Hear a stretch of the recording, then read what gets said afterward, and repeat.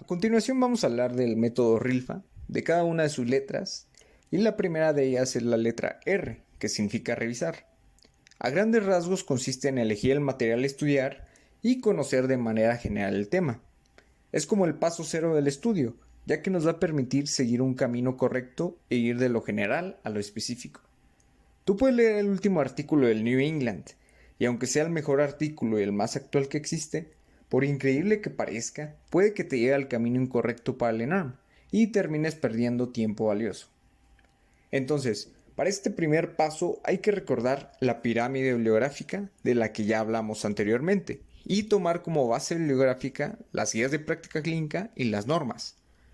Además es importante saber si el tema que vamos a leer es un tema complicado o extenso, o por otro lado si es un tema fácil o conocido, y de esta manera buscar estrategias que nos permitan tener un mejor aprendizaje. Recuerda ese tema que se te hacía difícil. Por ejemplo, en mi caso, cuando leí vasculitis, me pareció un tema tedioso y complicado. Entonces, ¿qué estrategias me funcionaron al enfrentarme a estos temas? Primero, ver una videoclase. Y segundo, la lectura de puntos importantes de dicho tema. Por ejemplo, si yo voy a leer vasculitis y sé que es un tema complicado, lo primero que hago es ver una clase en YouTube o en cualquier otro sitio y después la lectura de los puntos más importantes de dicho tema. ¿Qué pasa si leo antes un tema que se me complica mucho? Lo más probable es que después de leer terminemos frustrados, ansiosos y por supuesto sin entender nada. Por lo tanto, eso nos puede hacer perder tiempo. Por esta razón es importante saber desde el principio si el tema al que nos enfrentamos es fácil o difícil, y de esta manera buscar mejores estrategias de estudio. Otro punto importante a tomar en cuenta en la revisión es que debemos ir de lo general a lo específico. ¿Y cómo podemos hacer esto? Podemos darle una revisada rápida a la info, por ejemplo las guías de práctica clínica que contienen algoritmos, tablas, etc. Y también primero leer el resumen o ideas claves que algunos manuales traen al final. De esta manera, al momento de leer o estudiar algún tema, vamos a estar más enfocados y le vamos a poner más atención a los puntos importantes. La siguiente letra del método RILFA es la letra I, que significa iniciar el examen. Básicamente consiste en hacer una prevaloración o examen diagnóstico antes de estudiar. Tenemos que recordar, y eso es uno de los puntos clave del ENARM, que los exámenes o simuladores que hacemos, más que una forma de evaluación, son una técnica de estudio. El hecho de equivocarnos y ver por qué fallamos en algunas preguntas aumenta nuestra retención al momento que empezamos a leer el tema. Recuerda cuando te preguntaron algo en alguna rotación o clase que no supiste y te avergonzó o te hizo sentir mal de cierta manera. Después fuiste a leer el tema de nuevo y te acuerdas inmediatamente de la pregunta y te das cuenta de que lo recuerdas con mayor fuerza que si no te lo hubieran preguntado alguna vez. Entonces, el examen diagnóstico antes de leer un tema no tiene como objetivo humillarnos o hacernos sentir mal, aunque es común que esto suceda. El objetivo de los exámenes diagnósticos son aumentar la retención y atención al momento de leer o estudiar el tema. Además, eres consciente de que tienes baches, es decir, que no comprendes el tema como tú pensabas, y por último, enfocas tu estudio a las cosas potencialmente preguntables para el ENARM. Ahora, ¿de dónde podemos hacer algún examen diagnóstico? Esto puede ser un poco difícil si estás empezando a estudiar, si no cuentas con algún curso o si no sabes de dónde hacer este tipo de exámenes. Algunas opciones para realizar exámenes diagnósticos son las preguntas iniciales que vienen en la GPC, que casi nadie les hace caso. Otra opción es contestar las preguntas que vienen al final de algunos manuales como el CTO o el AMIR. Otra opción es contestar las preguntas de flashcards como las de la app Anki. Y una alternativa muy interesante es el método de la descarga cerebral. ¿Y qué es este método? Básicamente es como hacer un examen abierto, en donde agarres una hoja de papel y desarrolles lo que sepas del tema. No importa la cantidad de cosas que escribas, lo importante es tratar de recordar o poner lo que sepas del tema. Una opción para esta técnica de estudio es la plantilla de descarga cerebral, que nos va a servir para estudiar de una forma sistemática todos los temas. El siguiente paso en la metodología RILFA es la L de lectura. Después de todos los pasos anteriores, por fin vamos a empezar a leer el tema o ver una videoclase. Básicamente aquí tenemos que recordar lo que mencioné antes y clasificar los temas en fáciles o difíciles. Por ejemplo, supongamos que hoy me toca leer apendicitis, que yo lo considero un tema fácil. Lo primero que haría es leer apuntes que tenga de apendicitis y después checar la GPC. Por otro lado, si voy a leer un tema como vasculitis, primero veo una clase en YouTube y posteriormente leo de algún manual o GPC los puntos importantes. Algo a tomar en cuenta en este paso es darle más peso a los temas importantes y no darles tanto peso a aquellos temas o enfermedades raras. El siguiente paso consiste en hacer un examen final. Este paso, al igual que cuando hicimos un examen inicial, nos va a permitir tener una mayor retención y darnos cuenta de las cosas que tal vez no nos quedaron tan claras. Algunas opciones para hacer un examen final pueden ser: 1.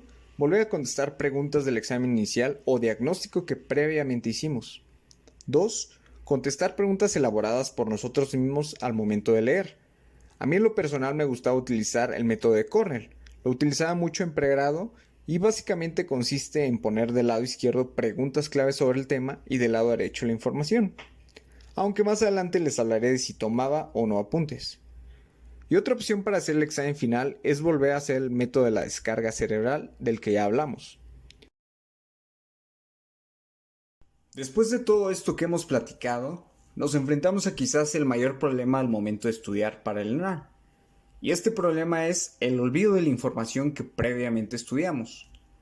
Dentro de tu proceso de preparación para el ENARM, tienes que saber que muy probablemente se te olviden cosas que habías estudiado. Y créeme que eso es una de las emociones más frustrantes. Por lo tanto, ¿cómo evitamos que lo que aprendo o estudio se me olvide? Existen varias estrategias, pero les diré la estrategia con mayor evidencia científica y que estoy seguro de que les funcionará y les ahorrará muchos momentos de sufrimiento. He escuchado algunas estrategias para retener la información a largo plazo e incluso las he visto en algunos cursos, y realmente según la evidencia científica no son las más adecuadas. Entonces, algunas estrategias que vi durante mi preparación fueron: personas que hacían apuntes de cada tema y repasaban los temas de la semana un día a la semana. Por ejemplo, una persona que de lunes a viernes estudió 5 temas, repasa los 5 temas de sus apuntes el día sábado y el domingo descansa. Las semanas sucesivas lo vuelve a hacer con los temas siguientes. Otro caso es aquella persona que se chuta todo el temario que preparó para el ENARM y un mes antes repasa todo. Otro caso sería ver el temario completo 2 o 3 veces. Por ejemplo, algunos cursos ven el temario completo o por lo menos los temas más importantes en 3 o 4 meses y posteriormente vuelven a repetir el temario con casos clínicos y además ven temas menos comunes. ¿Cuál de estos ejemplos creen que sea el mejor? Estrictamente, si tuviéramos que seleccionar alguno de estos 3 casos, creo que el mejor sería el último caso.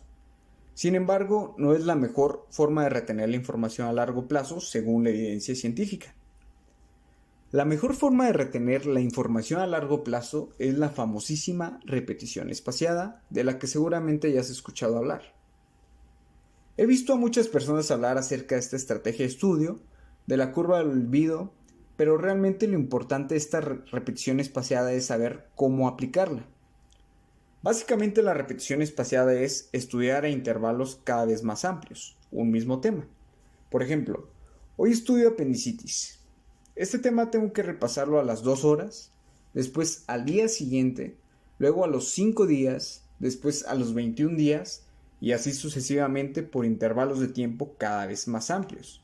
Eso es la repetición espaciada, repasar la información que queremos retener a intervalos cada vez más amplios. Ahora, está muy bien todo lo que les dije, pero ¿cómo puedo aplicar esta técnica? Y aquí nos podemos enfrentar con otro gran problema, que es la cantidad inmensa de información que hay que repasar.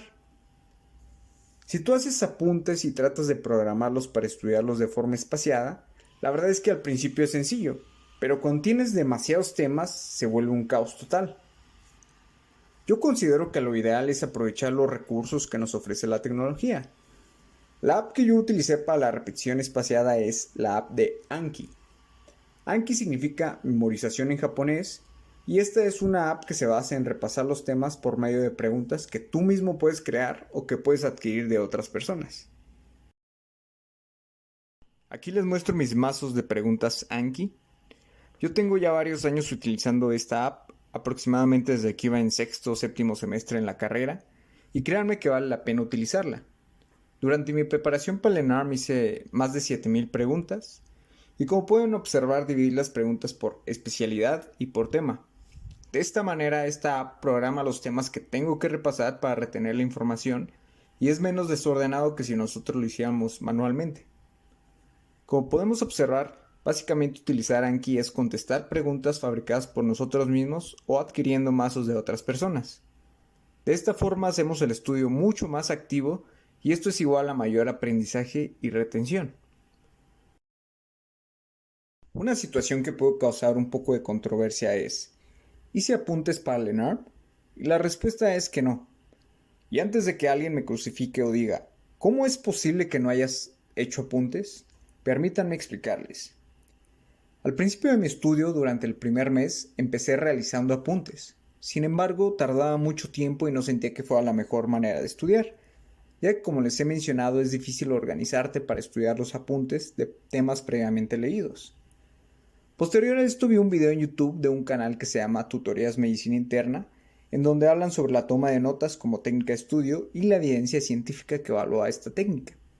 Por lo tanto, después de investigar un poco, decidí que ya no haría apuntes. Pero entonces, ¿cómo recuperaba o recordaba lo que estudiaba? Pues la respuesta es simple, de hecho se los acabo de decir hace un momento. Mis apuntes básicamente eran mis tarjetas de Anki. Puede ser un paso difícil dejar de tomar apuntes y estudiar creando solamente preguntas, y entiendo que muchas personas estén muy acostumbradas a hacer apuntes porque así se les queda mejor la información. Sin embargo, el hacer apuntes creo que tiene varias desventajas, como mucha inversión de tiempo. Si no eres tan bueno haciendo tus apuntes, puede que estén desordenados y que sean poco estéticos. Es difícil organizarte para repasarlos y por esta y otras razones yo decidí no hacer apuntes y dedicarme solamente a hacer mis tarjetas Anki.